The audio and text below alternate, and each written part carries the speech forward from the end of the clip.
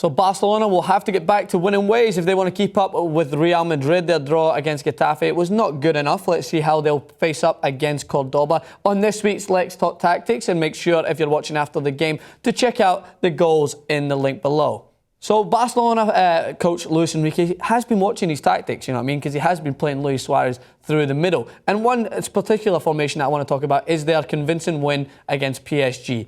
Obviously, we knew that goals came from Messi, Suarez and Neymar. It was the most starstruck game in terms of goals because, of course, Zlatan Ibrahimovic scored for PSG. But what I liked about this formation is usually when you think that you have to go with Neymar, Suarez and Messi, that you have to drop Pedro, who's a very efficient player. But I thought Pedro was pretty good in this game. He ended up getting subbed out for Rakitic at the end. But I thought that he did well because usually when you play Barcelona, what happens is that you automatically think that you have to watch the front three, and that these middle partners, it's usually Xavi, Busquets and Iniesta, or Rakitic, Iniesta, Xavi, whoever they want to throw in there of their star-studded formation, because usually you have one, Busquets, who'll sit back here, anchor the defence, and then you've got Iniesta and Rakitic who can kind of move interchangeably. But what they did against PSG is that when they played in this formation, they allowed for Pedro to take this wide role, and Messi was dropping in the middle and picking up the ball deep and linking up play, and it allowed for Neymar to try and hold his role out here. And sometimes it looked like a 4-4-2 because Neymar pulled out left, Pedro pulled out right, and then you have that front partnership of Suarez and Messi as they linked up so well, as you've seen in the later stages of the game for their goals. Neymar, we know so well that he picks up the ball in here, and his goal against PSG was just typical Neymar, coming in onto that amazing right foot and bending it into the side netting.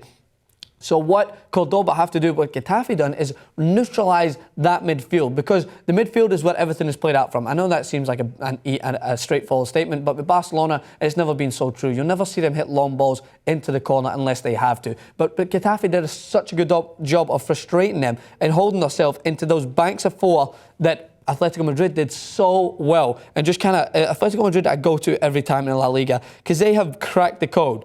Atletico Madrid have cracked the code and what it takes to try and defend against Barcelona and Real Madrid. It's about keeping high pressure and making sure that you don't give them room to play. And if you do frustrate them, make sure they don't drop into your own box and condense them before they get to that line of confrontation that I talked about before. The line of confrontation that happens to be right here. If you drop any further than this into your box and you drop your midfielders in here, then you're going to allow for room for like some of the best players in the world to have pops from here. But you need to try and hold your line, hold them to this area so that you're not leaving yourself too susceptible for an offside trap. But what you have to do is just make sure that you are aware that maybe sit them a little staggered so that they're not all sitting in the one line because you don't get caught out with that offside trap. But that's what Getafe did so well. I do, however, feel that Barcelona will get back on track with this game. Luis Suarez, when he plays through that central role, is a different player than you get the Luis Suarez when you're playing wide, because he can hold the line and he can link up the play very well whilst getting those sharp turns and putting the balls in the corners. And it's good to see him on the score sheet. I've still not seen him get to the form that he was in at Liverpool. It will take time. I feel that Barcelona will come away with a 2-0 victory in this game, comfortable against Cordoba, who are struggling a little. And we'll see how the game pans out. If you're watching after the game, was my analysis right or wrong? Let me know in the comments below. Subscribe to TYT Sports.